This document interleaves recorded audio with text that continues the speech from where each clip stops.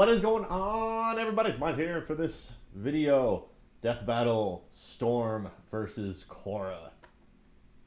All right, so this is a weird one for me because I've watched Korra more recently than anything X Men. I barely remember anything from X Men. So and there's so many things I'm not 100% sure about when it comes to Korra as well. For example, um, is Korra better than Aang? Not as a character, obviously, but but as like a being how strong is she? Because I know the like Korra.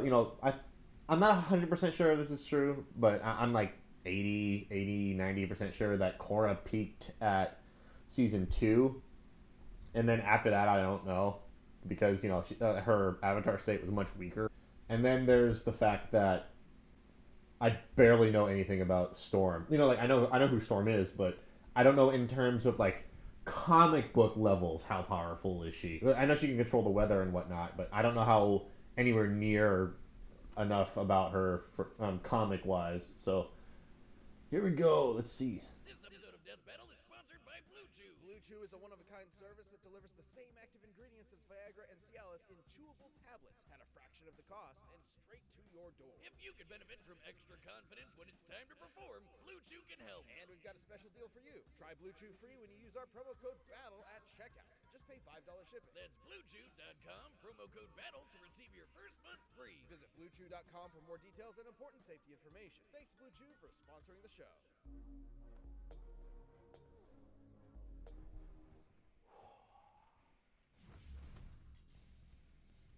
Avatar Korra, the master of all four elements. Yeah, me and my girlfriend have been making fun of Korra so much. Like she gets her ass beat so often. You gotta be some kind of badass to control them. He's Wiz and I'm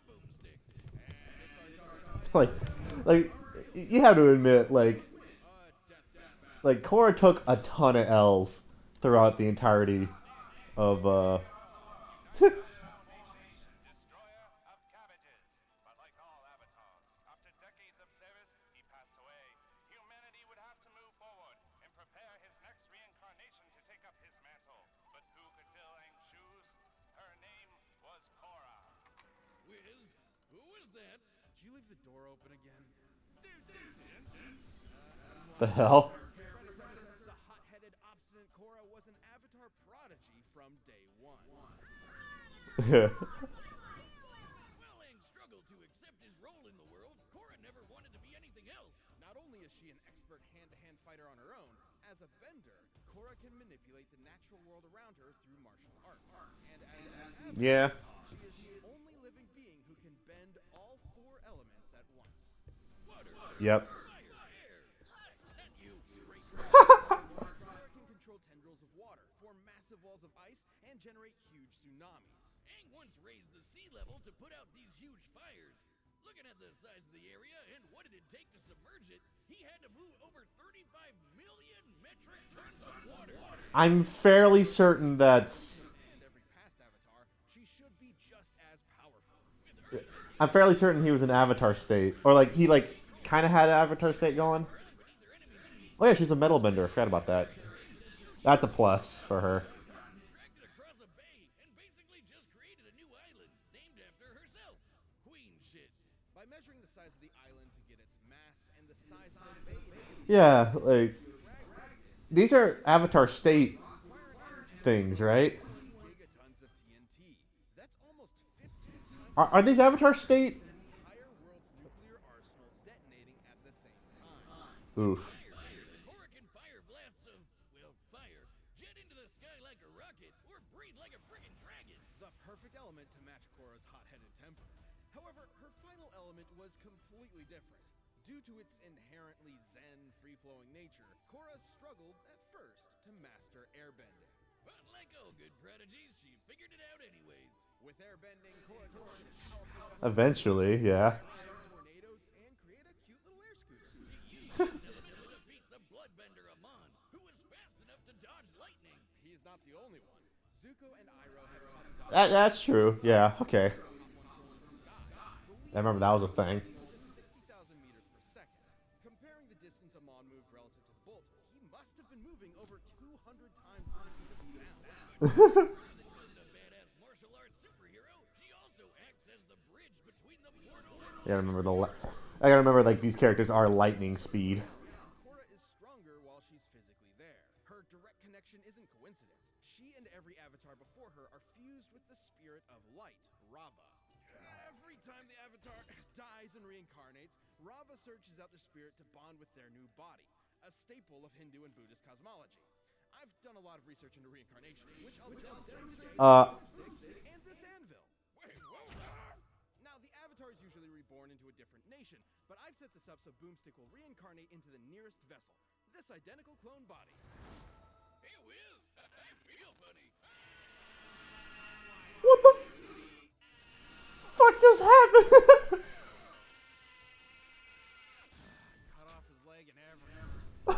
What the hell? Or can remove or restore your bending. Bring her What the hell? into the kick-ass avatar state. The avatar state massively boosts Korra's raw bending power, turning her into effectively a demigod and the de facto most powerful being on the planet, if she wasn't already. Despite that, Korra's no stranger to failure. She was severed from her connection to the past avatars and was almost killed while in the avatar state, which would have ended her cycle of reincarnation entirely. That last brush with death left her physically and emotionally crippled for years. Even after Yeah. fire spirit struggled to reunite. Korra's entire identity was wrapped up in being the avatar, all the way from day one. And the biggest trials she had to face were when her place in the world was challenged.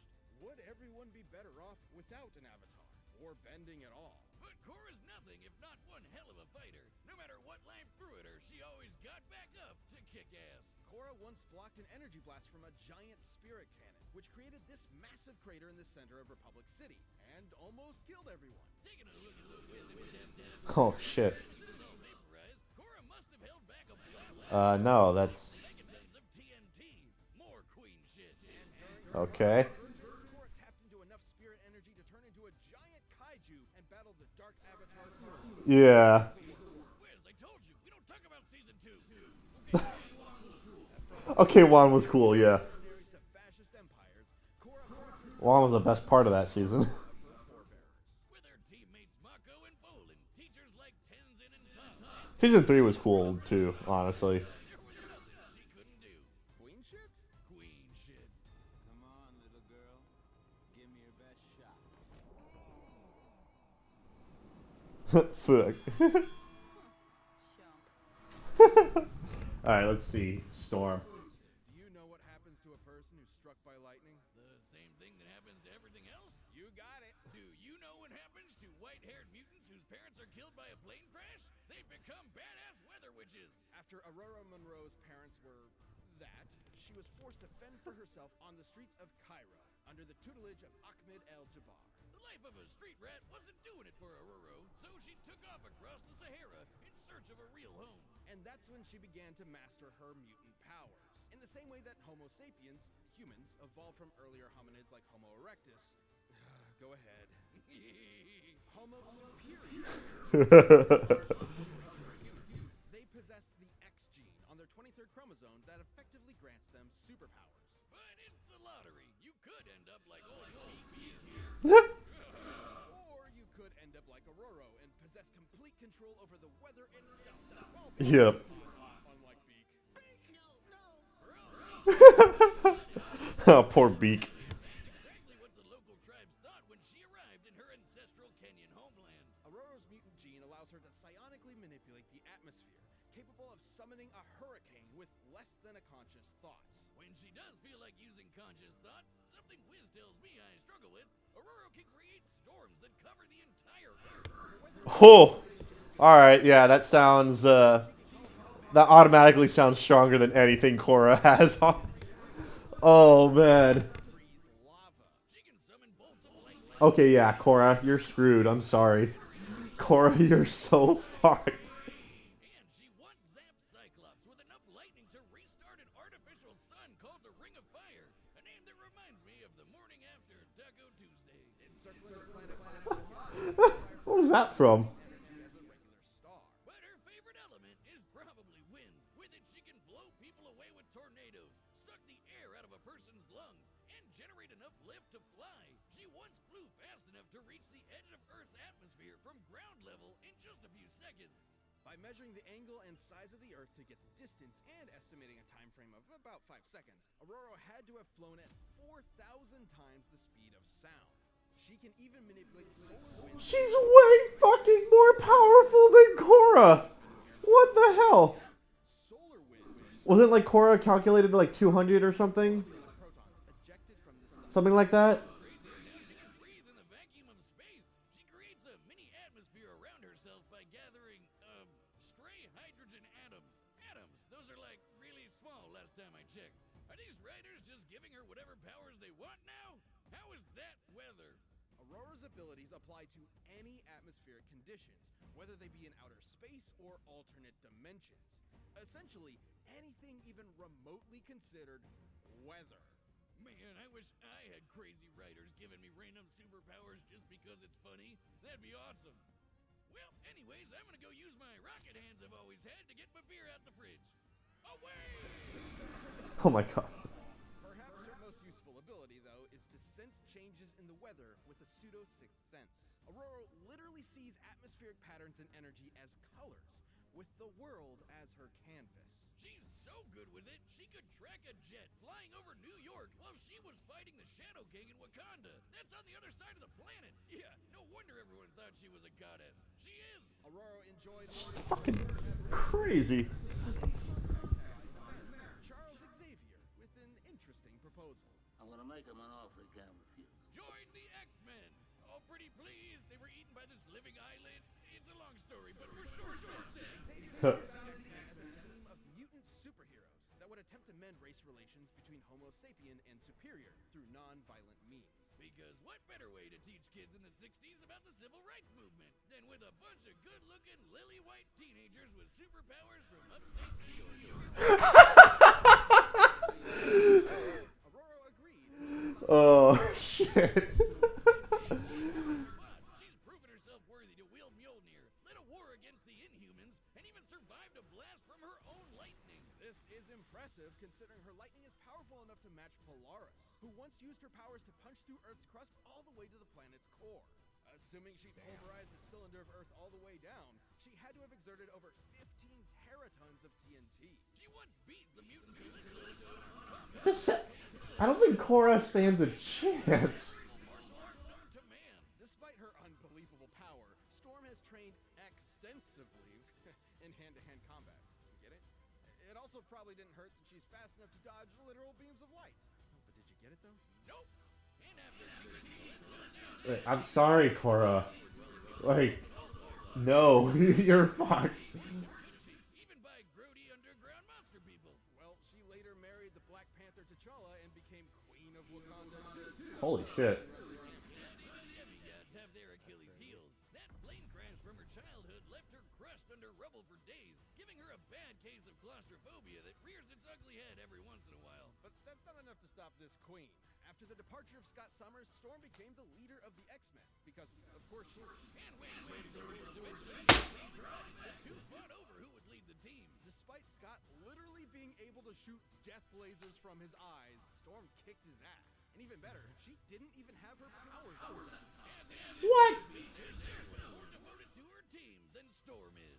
She may be an Omega-level mutant, but her greatest superpower is her bottomless compassion. Mess with her team, and you'll watch as Aurora's heart of gold quickly turns to ice. She quite literally steals your breath away. Testing. It's time you know why they call me Storm. I'm sorry, Korra. You got nothing on her. But first, if you're dealing with the emotional weight of leading the X-Men or maintaining the balance of the elements, or, normal stuff because it's 2021 and everything's on fire, check out This episode Oh man. doesn't mean So yeah, like is more like routine maintenance for your mental health. Korra, I'm sorry. You got nothing. You're screwed. Customized online therapy that offers video, phone, and even live chat sessions with your therapist, so you don't have to see anyone on camera if you don't want to. It's much more affordable than in-person therapy, and you can start communicating with your therapist in under 48 hours. Why invest in everything else and not your mind? This show is sponsored by BetterHelp, and Death Battle viewers get 10% off their first month at betterhelp.com/deathbattle. That's BETTERHELP.com/deathbattle. But right now, it's time for a death battle! Let's go. Hold on, this is important. Hold on. I'm so bored. Yeah. And storm. Your powers are impressive, but you lack discipline. I'm the Avatar, master of all elements. You want to see for yourself? Of course, Avatar. I'll show you what an X-Men can do.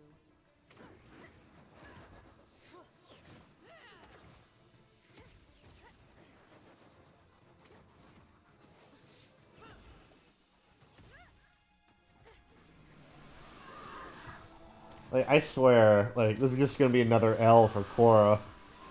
Big time.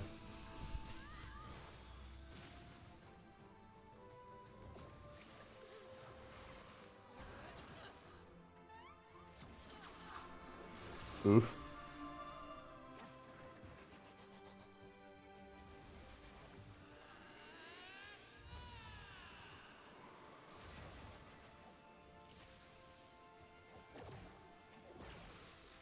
Water, lightning, and airbending?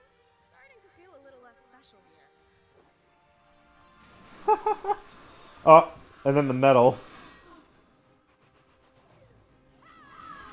I guess that's one thing. Oh shit! Here, well. Oh no. This place. Sonic.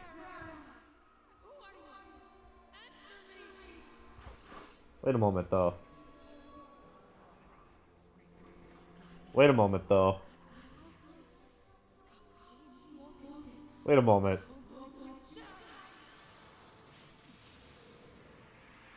Okay. The cabbages. Ah! No! That poor man. You're no bender.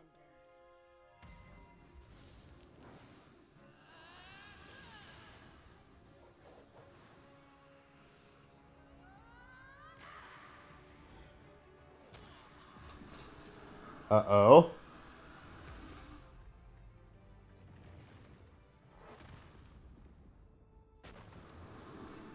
Yeah.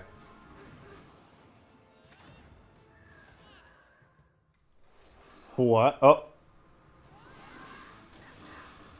Oh. Send water through the portal. Oof.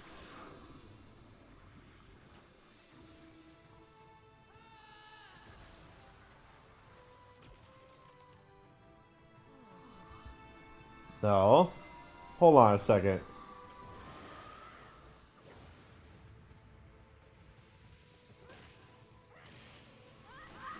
Ugh. Ugh. Ugh. I know what you are, Spirit of Storms. Exactly. Ugh. Yeah, you ain't getting out of that one, Korra. I'm sorry.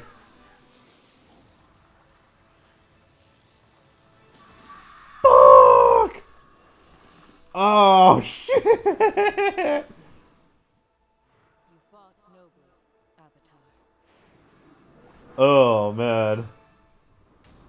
It blew her brains out. I think I just queen shit myself! Korra can dominate most fighters pretty easy with her raw bending power and martial arts skills, especially with the Avatar state. Not even some of the best benders on the planet like Zahir and Kuvira could stand up to her at her best. However, despite Korra's awesomeness, I mean, okay. At her best, yeah. for instance, Storm's massively hypersonic flight and ability to sense and control weather across the planet meant she could always fight safely from a distance. Korra's trained in martial arts from birth, but even if she did manage to get in close and fight hand to hand, Storm's experience with the X-Men and defeating Callisto meant she could keep up. While Korra may have fought people who can dodge lightning, Storm can dodge literal beams of light. Yeah. Exiting the atmosphere, she'd still be nearly 20 times faster than Jesus. like fire and earth that Storm didn't. If she somehow found out about Storm's claustrophobia, she could theoretically trap her in some rocks to exploit it. But Storm would be more than powerful enough to just break out. Her lightning Yes. punched a hole in the earth all the way down to its core. Yeah, ultimately, Storm was just way more powerful. Remember that planet-sized storm she created? Yeah, that was the moment. That was the moment I was like, yeah, that was so early on too. They said, oh yeah, around the world. Korra's got nothing on that. That's crazy. They said something world level right at the start. Reignite an artificial star. Results like that aren't outliers. Even taking the fight to the spirit world wouldn't have helped, considering Storm has manipulated alien weather from outer space and alternate dimensions. She'd have no problem. Yeah, And considering Storm's powers are that's true. spiritual, Korra would not be able to depower her with energy bending. Yeah, none of that is counting the ways Storm could have ended the fight right off the bat, like sucking the air right out of Korra's lungs or generating a lightning storm in her brain. Korra was a tenacious, unrelenting opponent, but Storm's massive range, precise control, deadly skill, and unbelievable power won her this fight. Don't get bent out of shape. Korra just couldn't weather the storm. The winner Damn. That was crazy. All right, let's see. This should be the last one of this year. So let's see. Dakota Fanning and David Tennant in a fast-paced animated series inspired by mecha anime. Oh no! No! No! Shit! Oh my god! I was about to say that. I saw Madara. I was like, it's gonna be Aizen. It's gonna be Aizen. Oh no! Oh my god. Okay, bro. Like I've seen a ton of debate videos about this one already. Oh man. Oh man. Okay, so Madara versus Aizen. Let me see. Let me see. Like from all the debate videos that I've already watched on just that fight alone, I think they calculated that even though it's really hard to figure out exactly how powerful Aizen is, it's I think it's kind of agreed upon that Madara might be barely stronger, but Aizen's hacks are more powerful. Like Aizen is crazy when it comes to his hacks, like his hallucinations and all that stuff. And then not to mention all the oh my god. Oh my god. Okay, okay. Oh yes! Alright. This is gonna be a good one. I want to see that fight so bad. But also like when Seth the Programmer comes out with his Naruto versus Aizen animation, I want to watch that too. So, hope you enjoyed. If you like you did, see me in the next video. Peace out.